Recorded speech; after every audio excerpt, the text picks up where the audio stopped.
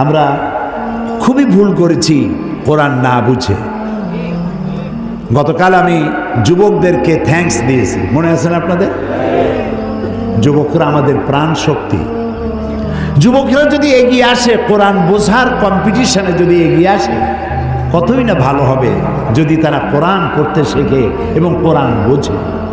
তাহলে তারা কোরআনের দিকে আকৃষ্ট হবে এবং কোরআনকেই জীবনের একমাত্র পাথর হিসেবে গ্রহণ করবে। সে কথাগুলি আমি সামনে গিয়ে বলবো। তো আল্লাহ তাআলা বলছেন যে এই কোরআনের মধ্যে শুধু নামাজ রোজা হজ যাকাত না, আমি গতকাল বলছিলাম মনে আছে আপনাদের, যে শুধু নামাজ রোজা হজ যাকাত হইলে শুধুমাত্র 1 পারা বা 2 পারা কোরআন শরীফ নাজিল করলেই হইতো, 30 পারা নাজিল হইল কেন? এই কথা তো মাথার মধ্যে ঢোকা উচিত আমাদের। যেহেতু চিন্তা করি না তাই মাথার মধ্যে ঢোকে না, চিন্তা করলে তবে না ঢুকবে। এখন দেখুন আল্লাহ তাআলা বলছেন আমি আমার নবীকে ওহীর মাধ্যমে মুসা, নূহ, ইব্রাহিম, আদম প্রাগৈতিহাসিক ঘটনাবলী আমি এর দ্বারা জানাইছি কোরআন দিয়ে। রাসূল তো সেখানে উপস্থিত ছিলেন না। আল্লাহ তাআলা বলছেন তিলকা মিন আম্বাইল গায়বি নূহিহা ইলাইকা মা কুনতা তা'লামুহা আনতা ওয়ালা কওমুক মিন ক্বাবলি হাদা। তিলকা মিন আম্বাইল গায়ব, এটা হচ্ছে সেই অজ্ঞাত ঘটনা যা ওহীর মাধ্যমে আমি আপনাকে জানাইছি। তা না হলে আপনি এবং আপনার কওম, আপনার জাতি এই সম্পর্কে কিছুই জানতো না। না ইব্রাহিমের ঘটনা, না নূহের ঘটনা, না মুসার ঘটনা, এগুলো কিছুই জানতেন না। হযরত ইউসুফ আলাইহিস সালামের কথা বলে আল্লাহ তাআলা বলছেন যালিকা মিন আম্বাইল গায়বি নূহিহি ইলাইকা ওয়া মা কুনতা লাদাইহিম ইজ আজমাউ ওয়া হুম ইয়ামকুরুন। এটা হচ্ছে সেই অজ্ঞাত কাহিনী যা আমি ওহীর মাধ্যমে আপনাকে জানাইছি, অথচ তার ভাইয়েরা যখন ইউসুফ আলাইহিস সালামের বিরুদ্ধে ষড়যন্ত্র করছিল তখন আপনি তার কাছে ছিলেন না। আমি আপনাকে জানাইছি ওহীর মাধ্যমে। মুসা আলাইহিস সালামের ঘটনা আল্লাহ তাআলা বলে তারপরে বলতেছেন ওমা কুনতা বিজানিবিল গারবিয়্যি ইজ কাদাইনা মুসা আমরা ওমা কুনতা মিনাশ শাহিদিন। মুসা আলাইহিস সালাম তিনি পশ্চিম সেই সিনাই পর্বতের পশ্চিম দিগন্তে, পশ্চিম প্রান্তে তিনি যখন আক্রান্ত হয়েছিলেন সেখানে আপনি উপস্থিত ছিলেন। আমি আপনাকে ঘটনার মাধ্যমে জানাইছি। মুসা আলাইহিস সালামের উপরে যেখানে ওহী নাজিল হয়েছিল সে জায়গাটাও আল্লাহ তাআলা আমাকে দেখাইছেন। আলহামদুলিল্লাহ। মিশর কায়রো এর রাজধানী, মিশরের রাজধানী কায়রো, জামিয়া আল আজহার পৃথিবীর বহু পুরাতন ইউনিভার্সিটি, বিশাল এরিয়া, প্রায় 56,000 ছাত্রছাত্রী লেখাপড়া করে সেখানে। কত বড় বিশ্ববিদ্যালয়, কতগুলি ক্যাম্পাস। তো সেই বিশ্ববিদ্যালয়ের আমন্ত্রণে আমি সেখানে গিয়েছি, 5 দিন ছিলাম। আমি বলেছি যে মিশরে তো জীবনে আসি নাই, আমাকে ঘুমাবার একটু সময় দিও রাত্রে, বাকি আমার একটু ঘুরাও। 5 দিনে 4,500 কিলোমিটার দৌড়াইছি।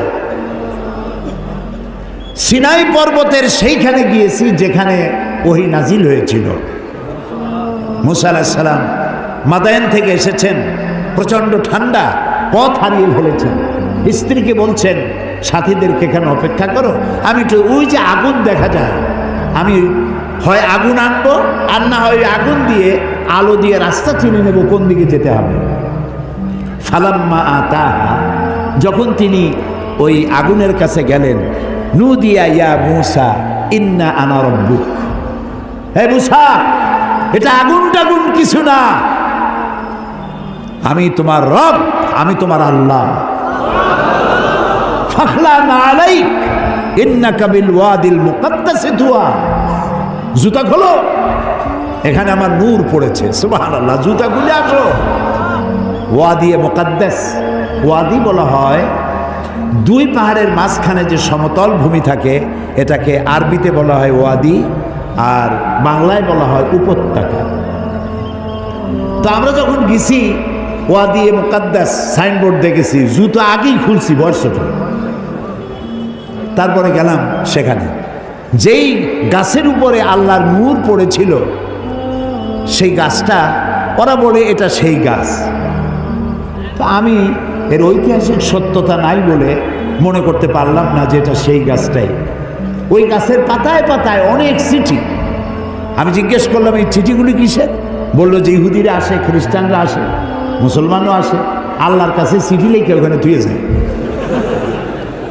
এই খাই খেয়ে কাম না পাইলে করবে কি? তো এটা আমার বলার উদ্দেশ্য ছিল না। আমার বলার উদ্দেশ্য ছিল যে আল্লাহ তাআলা দেখাইছেন বহু কিছু, এমনকি মুসা আলাইহিস সালাম রে এত জ্বালা দিল যে ফেরাউন, ওই ফেরাউনকেও দেখে আসছে, এখনো দাঁত ছিটকে পড়ে আছে।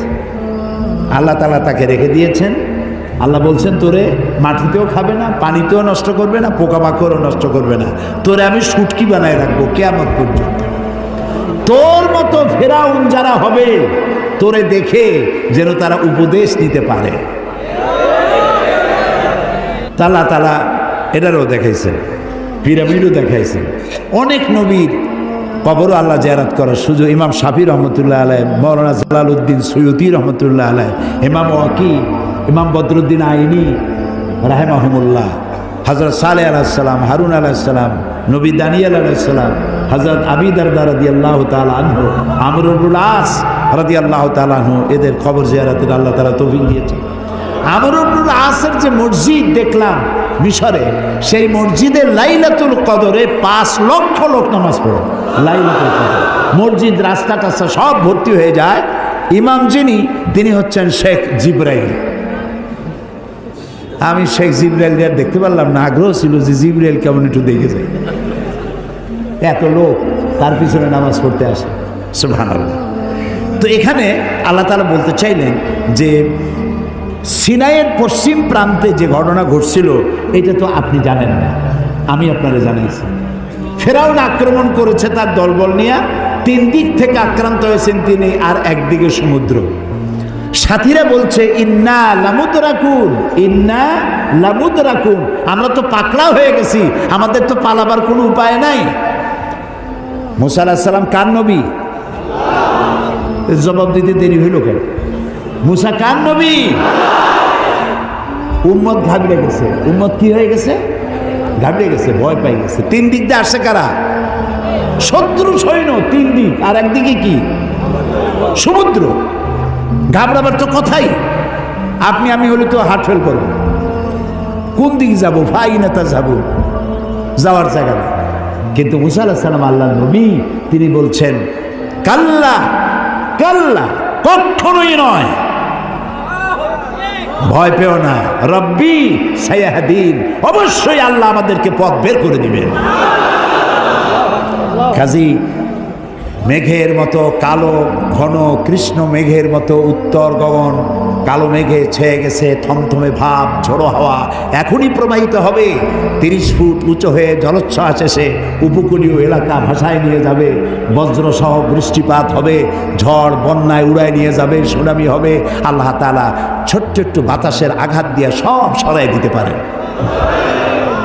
বলেন সুবহানাল্লাহ, জোরে বলেন সুবহানাল্লাহ। কি ক্ষমতা তার! ফাআলুল লিমা ইউরিদ, যা খুশি তাই করতে পারে। তো আল্লাহ তাআলা ওহীর মাধ্যমে এই কথাগুলি জানাইছেন। বিজ্ঞানীরা, ওই যে বলছি যে বিজ্ঞানীরা যে কথাগুলি আজ বলতেছে, যেমন 1665 খ্রিস্টাব্দে স্যার আইজ্যাক নিউটন, তিনি দেখলেন গাছের থেকে একটা আপেল পড়লো মাটিতে। তিনি তখন চিন্তা করলেন যে আপেলটা মাটিতে পড়লো কেন, এটা তো উপরে উঠে যেতে পারত। এইটা চিন্তা করলেন। চিন্তা করে করে 1665 খ্রিস্টাব্দে তিনি মাধ্যাকর্ষণ শক্তি, ল অফ গ্র্যাভিটেশন, এটা আবিষ্কার করলেন। কত খ্রিস্টাব্দে? 1665। অথচ কোরআনে কারীম স্যার আইজ্যাক নিউটনের জন্মের 1000 বছর আগে সূরা ফাতির 41 নম্বর আয়াত আল্লাহ তাআলা বলছেন, ইন্নাল্লাহা ইউমসিকুস সামাওয়াতি ওয়াল আরদা আন তাজুলা, নিশ্চয়ই আল্লাহ তাআলা চন্দ্র, সূর্য, গ্রহ, নক্ষত্র সব একটার সাথে আরেকটাকে সম্পৃক্ত করে রেখেছেন, যাতে একটার থেকে আরেকটা বিচ্ছিন্ন হয়ে না যায়। এটাই হচ্ছে ল অফ গ্র্যাভিটেশন। এই মাধ্যাকর্ষণ শক্তির কথা কোরআন ১৫০০ বছর আগে এ কথা আল্লাহ তাআলা বলেছেন। তো দুর্ভাগ্য, কোরআন বুঝি না, কোরআন শুধু সবের নিয়তে পড়ি। একবার সূরা ইয়াসিন পড়লে 10 খতম কোরআন শরীফ এর সব। এই যদি হয় তাহলে গোটা কোরআন শরীফ পড়ার আমার দরকারটা কি? খালি সূরা ইয়াসিন পড়লেই তো হলো। 3 বার সূরা ইখলাস পড়লে 1 খতম কোরআন শরীফের সব। তাহলে কোরআন পড়বি কেন মানুষ? আহারে মানুষ, আহারে কপাল পড়া মানুষ। এখন চন্দ্র, সূর্য, গোটা সৌরজগৎ সব ঘুরছে। এটা কোপার্নিকাস, গ্যালিলিও, নিউটন, আইনস্টাইন ওনারা আবিষ্কার করেছেন যে সব কিছু ঘুরছে। এটা বলতেছেন ওনারা এই কয়েকশো বছর আগে। অথচ ১৫০০ বছর আগে আল্লাহ তাআলা কোনটা ঘোরে? চন্দ্র ঘোরে না সূর্য ঘোরে না দুনিয়া ঘোরে? কে ঘোরে? একথা সূরা ইয়াসিনে আল্লাহ তাআলা তার নবীর কাছে বলে দিয়েছেন। লাশ-শামসু ইয়ানবাগি লাহা আন তুদরিকাল কামারা ওয়ালাল লাইলু সাবিকুন নাহার ওয়া কুল্লুন ফি ফালাকিন ইয়াসবাহুন। প্রবল জ্ঞানী হইবে যাহারা, আপন মনেতে বুঝিবে তাহারা। রাত্রি পারে না আগে যাইবার, দিনের স্থান করে অধিকার। যার যে স্থান বহাল রাখিয়া ভ্রমণ করিছে খোদাকে ডরিয়া। শুধু পৃথিবী করে না, আল্লাহ তাআলা বলছেন ওয়া কুল্লুন ফি ফালাকি ইয়াসবাহুন। যা কিছু আছে মহাশূন্যে, এই পৃথিবীটাও মহাশূন্যে। পৃথিবীটা কোথায়? মহাশূন্যের উপর ভাসমান। তো মহাশূন্যে অকুল্লুন ফি ফালাকি ইয়াসবাহুন, মহাশূন্যে যা কিছু আছে সব ঘুরতেছে আর ঘুরছে। Activities life, inactivities death. যতদিন ঘুরবে ততদিন সব ঠিক থাকবে। আর যেদিন এই ঘূর্ণায়মানের এই চক্রের আবর্তন বন্ধ হয়ে গিয়ে যখন ঘোরা বন্ধ হবে, তখন একটা প্রচণ্ড আঘাতের মাধ্যমে, প্রলয়ঙ্করী আঘাতের মাধ্যমে দুনিয়ায় কিয়ামত অনুষ্ঠিত হয়ে যাবে। তো আল্লাহ তাআলা কোরআনে কারিমে এই কথাগুলি অনেক আগে বলে রেখেছেন। The universe and doctor Einstein গ্রন্থে তারা বলেছেন যে সূর্য ধীরে ধীরে এর আলো কমে যাবে, আলো থাকবে না, আর তারাগুলো পোড়া কয়লার মতো হয়ে যাবে। কারা বলতেছে? বিজ্ঞানীরা বলছে। কোরআন ওরা আজকে যেটা বললো, কোরআন বলেছে অনেক আগে। কি বলেছে? ইয়াসআলু আইয়ানা ইয়াউমুল কিয়ামাতি ফাইযা বারিকাল বাসারু ওয়া খাসাফাল কামারু ওয়া জুমিআশ শামসু ওয়াল কামার। আল্লাহ তাআলা বলছেন এরা রাসূলকে জিজ্ঞেস করে কিয়ামত কবে হবে। তো আল্লাহ তাআলা বলছেন জবাব দিয়ে দেন, কিয়ামত হবে যে সময় চন্দ্র আলো হারিয়ে ফেলবে, সূর্য আলো হারিয়ে ফেলবে, আর চাঁদ আর সূর্য এগুলি সব একাকার হয়ে যাবে। তাহলে এই কথাগুলি বিজ্ঞান আবিষ্কার করার অনেক আগে কোরআন এসব কথা বলে রেখেছে। প্রকৃতির নিয়মে একদিন সব লণ্ডভণ্ড হয়ে যাবে। কুল্লু মান আলাইহা ফান। আল্লাহ তাআলা বলেছেন সব ধ্বংস হবে, কিচ্ছু থাকবে না আল্লাহ ছাড়া। কে ছাড়া? আল্লাহ ছাড়া কেউ থাকবে না, কিচ্ছু থাকবে না। এ কথা বিজ্ঞান জানার আগে আল্লাহ তাআলা কোরআন শরীফে বলে রেখেছেন। এই যে মাত্র 100 বছর পর্যন্ত, গত 100 বছরের আগ পর্যন্ত পৃথিবীর মানুষের ধারণা ছিল যে চাঁদ নিজে আলো দেয়, চাঁদ নিজে আলো দেয়। আর বলতো বুড়ো বুড়িরা যে চাঁদের মধ্যে যে কালো কালো জিনিস দেখা যায় ওইটা হলো একটা বট গাছ, ওইখানে একটা বুড়ি থাকে। তো ছোটোবেলায় চিন্তা করতে আমার বুড়ি অনেক করে কি, তো বলতো যে বুড়ি ওইখানে সুতা কাটে। তো তখন খুব বেশি চিন্তায় পড়তাম, এত পরিশ্রম করে এই বুড়ি সুতা কাটিয়া, এই বুড়ি খায় কি? পরে জানা গেল যে ওখানে বট গাছও নাই আর ওখানে কোনো বুড়িও থাকে না। এই চাঁদ এর নিজস্ব কোনো আলো নাই, এই কথা 100 বছরের মতো হলো বিজ্ঞানীরা আবিষ্কার করেছে, কিন্তু আল্লাহ তাআলা বলে রেখেছেন 1400 বছর আগে। সুবহানাল্লাহ।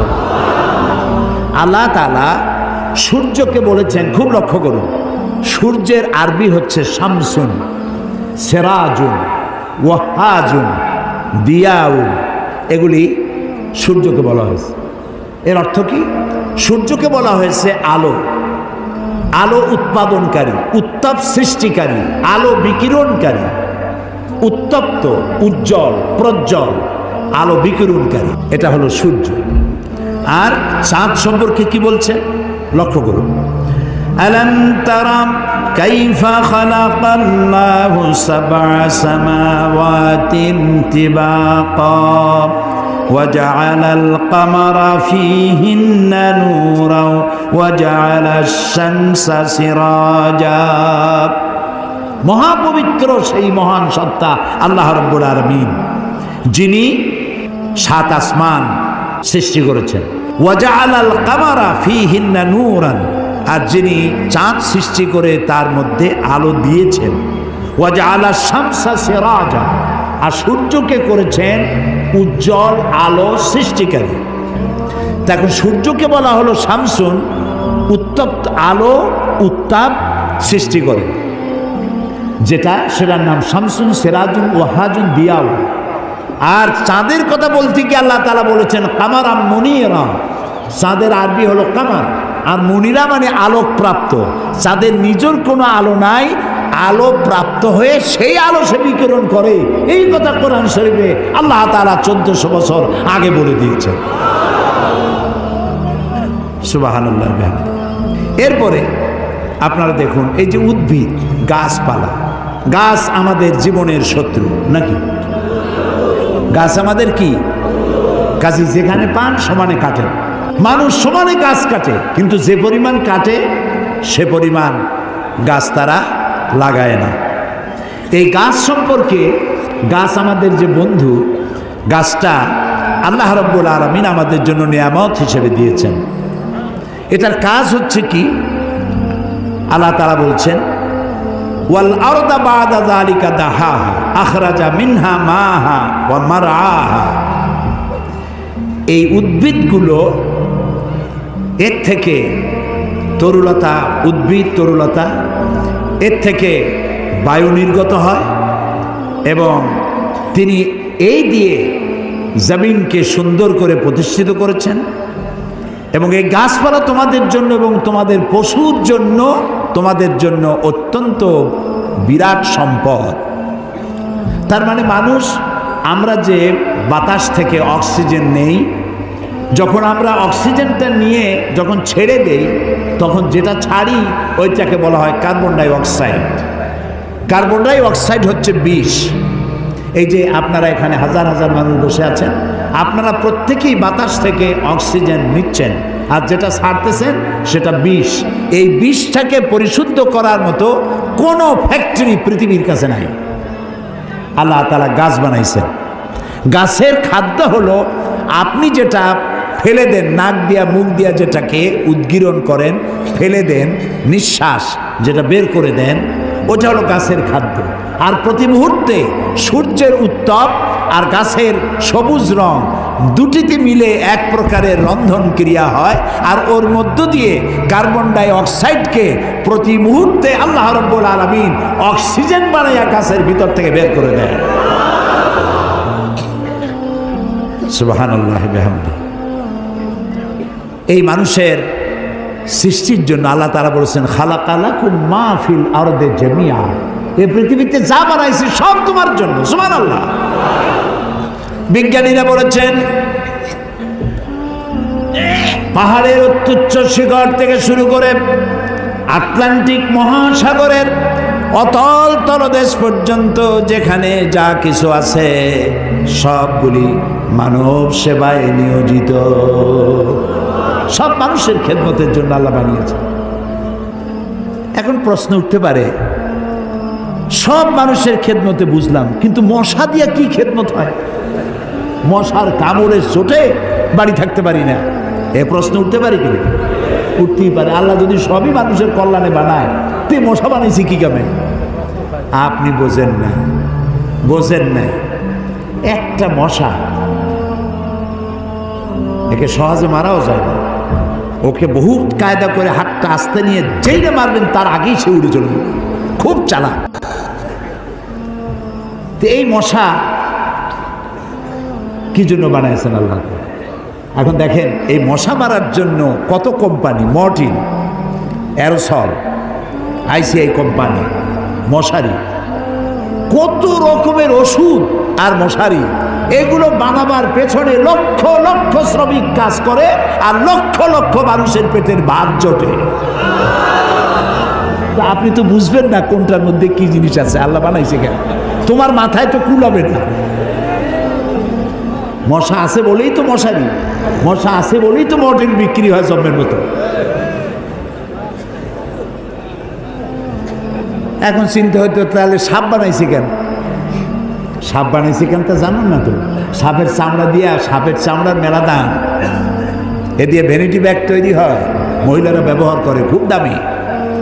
আর সাপের বিষ, এটা দিয়ে ঔষধ তৈরি হয়। সব থেকে বিষাক্ত সাপ যেটা, যেই সাপের বিষ ব্লাড টাচ করার সাথে সাথে মানুষ মারা যায়, এই ধরনের মারাত্মক আফ্রিকান কোবরা, সেই সাপের বিষ দিয়ে মানুষের জীবন রক্ষাকারী লাইফ সেভিং মেডিসিন তৈরি হয়। সুবহানাল্লাহ। মরবে ঠিক, মানুষ মরবে ঠিক, কিন্তু মরার আগেও কথা বলে মরবে, এরকম ওষুধ সাপের বিষ দিয়ে তৈরি হয়। সুবহানাল্লাহ, সুবহানাল্লাহ। আমরা আল্লাহ তাআলার সৃষ্টি সম্পর্কে গবেষণা করলেই বুঝতে পারবো, আর চিন্তা ভাবনা না করলে খালি যদি খায়, জম্মের খাওয়া খাইয়া পেট একটা তরমুজের সাইজ বানায় খালি, কিন্তু চিন্তা করে না খাইলাম কি।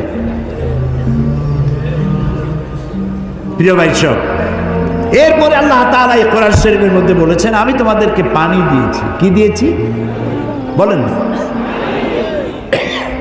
পানি। জীবনের জন্য পানি সব থেকে বেশি প্রয়োজন। জীবনের জন্য সব থেকে বেশি প্রয়োজন কি? পানি। এই পানি, এর এক নাম হলো জীবন। পানির এক নাম, এই পানি যদি বগুড়ায় 10 ফিট উঁচু হয়ে আসে, নাম হবে কি? মরণ। একটু আগেই জীবন, পর মুহূর্তে মরণ। এই পানি আল্লাহ তাআলা জীবনের জন্য পানি সৃষ্টি করেছেন। ফারাক্কার বাঁধটার নানান রকমের বাঁধ দিয়ে, আন্তর্জাতিক নদীর বাঁধটার দিয়ে পানির সর্বনাশ হবে, নদীর নাব্যতা কমে যাবে, আপনার পানির সংকট হতে পারে। এটা সব থেকে বেশি কে জানে? এই আল্লাহর নামে তো আসছে কোন কেন, কে জানে? ওই আল্লাহ রাব্বুল আলামিন প্রাণী জগতের সবচাইতে বেশি প্রয়োজনীয় যেই জিনিসটি পানি, সেই পানির জন্য আল্লাহ রাব্বুল আলামিন একটি মহাদেশ, যেটা শুধু পানির পাহাড় অর্থাৎ বরফের পাহাড় দিয়ে ঘেরা একটা মহাদেশ, মানুষ নাই, জন নাই, মহাদেশটা শুধু পানির বরফের পাহাড় দিয়ে আল্লাহ বানায় রাখছেন। নাম কি? অ্যান্টার্কটিকা। এখানে শুধু আছে শ্বেত ভল্লুক আর আছে পেঙ্গুইন, পেঙ্গুইন পাখি। এই পেঙ্গুইন পাখি পানির মধ্যেও ডুবাইতে পারে, বাতাস দিয়েও উঠতে পারে। এই পেঙ্গুইন পাখিগুলি আমি দেখেছি, সে ডিম পেড়ে তাকে 3 মাস 90 দিন ডিমে তা দিতে হয়। ডিমটা পারলো কিসের মধ্যে? বরফের মধ্যে। এখন ওর তো তাপ না হলে তো ফুটবে না, সেই জন্য ওইটার উপরে তাকে দাঁড়ায় থাকতে হবে। পেঙ্গুইন কিন্তু আবার এই শুইতে বসতে পারে না, দাঁড়ায় থাকে। আর গায়ে একটা কালো চাদরের মতো, বুকটা সাদা, মনে হয় সৌদি প্রিন্স। হাঁটেও খুব কায়দা করে, জমিদারি স্টাইলে হাঁটে। তো বাচ্চা ডিম দিয়ে ডিমের উপরে সে দাঁড়ায় থাকে, তার শরীরের একটা অংশ ডিমের উপরে দিয়ে দাঁড়ায় থাকে। 3 মাস 90 দিন দাঁড়ায় থাকতে হবে। এই 90 দিন সে খাবে কি? ওর স্বামীকে, পুরুষ পেঙ্গুইনকে আল্লাহ এত দয়া দিছেন, ও মাছ ধরে ধরে প্রত্যেক দিন ওর বউরে খাওয়ায়। সুবহানাল্লাহ, সুবহানাল্লাহ। এই যে টেলিভিশনের মধ্যে নানান রকমের আছে কি বলে চ্যানেল, এইসব হাবিজাবি উল্লুক মার্কা লাভ ঝাপ না দেখা অ্যানিমেল প্ল্যানেট দেখেন, ডিসকভারি দেখেন, ন্যাশনাল জিওগ্রাফি দেখেন। পশুর মধ্যেও কত মায়া আল্লাহ দান করেছেন। আমার নিজের চোখে দেখলাম এক ক্ষুধার্ত ক্ষুধার্ত বাঘ না সিংহী, এই সিংহী ক্ষুধার্ত একটা হরিণের পালের উপরে জাম্প করেছে, হরিণ দিছে দৌড়, কিন্তু একটা বাচ্চা হরিণ সে কোনো রকম দাঁড়ায় আবার পড়ে যায়, দাঁড়ায় মনে হয় 3-4 দিন হয়েছে, দৌড়াইতে পারে না। সিংহটা ওর কাছে গেল, আমি মনে করলাম যে খাইয়ে ফেলাবে এখনই। তো দেখলাম যখন হরিণটা পড়ে যায় তখন হাতটা দিয়ে এরকম উঁচু করে দাঁড় করায় দেয়, এইভাবে দাঁড় করাইলো, শুয়ে পড়লো, দাঁড় করাইলো, সে এরকম ঠেলতে ঠেলতে নিতে নিতে সিংহীর বাচ্চাগুলি যেখানে শোয়া সেইখানে এই বাচ্চাটারে নিয়ে গেল, নিয়ে নিজে কাইত হয়ে শুয়ে পড়লো। বাচ্চারাও, সিংহের বাচ্চারাও দুধ খাইলো, হরিণের বাচ্চাটাও দুধ খাওয়ালো। তার মানে এই সিংহ তার হিংস্রতা মাতৃত্বের স্নেহের সামনে এটা অবনমিত হয়ে গেছে, হার মেনে গেছে। সুবহানাল্লাহ। আমাদের দেশে যখন মারামারি হয় একটু বোঝা উচিত যে কারে মারতেছি। এই যে মারতেছি, ওর বউ তো বিধবা হয়ে যাবে, ওর বাচ্চাটা তো এতিম হয়ে যাবে। এই চিন্তা যদি আমাদের থাকতো, পশুর যে জ্ঞান আছে আমাদের তাও নাই। এই পৃথিবীতে যত কুমিরে মানুষ মারলো, কুমিরে খাইলো, হাঙ্গরে খাইলো, বাঘে খেলো, সাপে খেলো, পৃথিবীর সমস্ত প্রাণী, হিংস্র প্রাণীরা যত না মানুষ মেরেছে তার থেকে 1000 গুণ বেশি মানুষেরা নিজেরা মারামারি করছে, বেশি মরেছে, বেশি। আকল কাজ করে না, কমন সেন্স কাজ করে না। তো আল্লাহ তাআলা এই পানি দিয়েছেন, পানির অনেক দাম। এই যে এখানে মহিলাদের মাহফিল ছিল, এই আপনারা যত পুরুষ আসছেন এর থেকে কোনো অংশে কম হয় নাই, এত মেয়ে লোক আসছিল সকাল 10টায়, আলহামদুলিল্লাহ। আমি বগুড়ার সমস্ত মা বোনদেরকে আমার অন্তরের অন্তঃস্থল থেকে ধন্যবাদ জানাই। তারা বহু প্রশ্ন আমাকে করেছেন, এক গাদা প্রশ্ন, সব প্রশ্নের জবাব দিতে গেলে হয়তো রাত এই পর্যন্ত হয়ে যেত। এত প্রশ্ন করছে, খাইয়া না খাইয়া যদ্দূর পারছি জবাব দিছি। তার মধ্যে একটা প্রশ্ন ছিল পানির ব্যাপারে, পানি অপচয় করা যাবে কিনা। আমি বলেছি আমি তো জবাব আন্দাজে দেই না, আমি আলহামদুলিল্লাহ, আল্লাহ শকর, আপনারা যারা এখানে আলেম বসে আছেন আমি আপনাদের পর্যায়ে পড়ি না, আমি খুবই ছোট মানুষ, তালেবে ইলম মানুষ। আমি যেটুক পড়েছি সেটুক বলি, না পড়িয়া না দেখা আন্দাজে গপ্প করি না। তো আমি হাদিসে পড়েছি, সাহাবায়ে কেরাম প্রশ্ন করেছেন রসুলের কাছে, আমরা উজু করতে গেলে রসুল বলেছেন পানি অপচয় করবা না। সাহাবী একজন প্রশ্ন করলেন যে উজু করতে গিয়ে একটু বেশি পানি খরচ হলে তাতে কোনো অসুবিধা আছে? রসুল জবাব দিলেন, তুমি যদি প্রবাহিত নদীর কিনারে দাঁড়াইয়া উজু করো পানির অপচয় করতে পারবা না। সুবহানাল্লাহ বলবেন না? এখন আপনি কত পানি খরচ করেন দেখেন তো, টেপ একটা সাইয়া দিয়া জনমের মতো, একটা চায়ের কাপ ধুইতে গিয়ে একটা কলস ধোয়ার পানি খরচ করতেছে। বগুড়া কি গ্যাস আছে? আছে। একটা মেসের কাঠি খরচ হবে সারা দিন, গ্যাসের চুলা জ্বলতে থাকে। আপনি আল্লাহর নিয়ামতের না শকর, একটা মেজের কাঠি দিলেই তো যখন খুশি তখন আপনি জ্বালাইতে পারেন।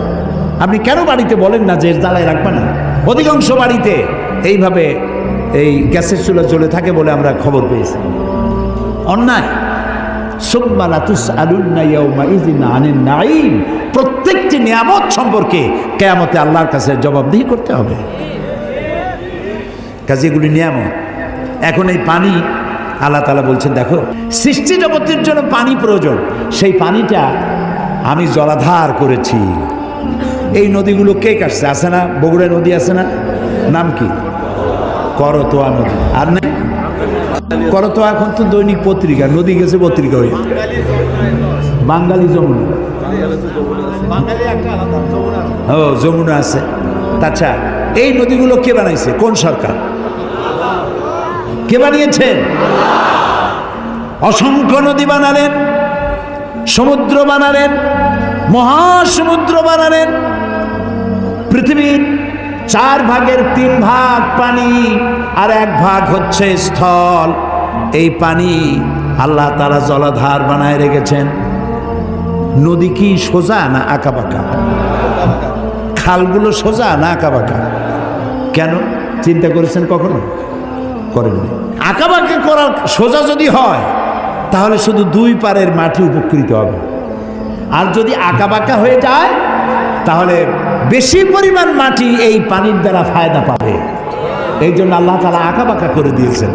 সুবহানাল্লাহ, সুবহানাল্লাহ, সুবহানাল্লাহ।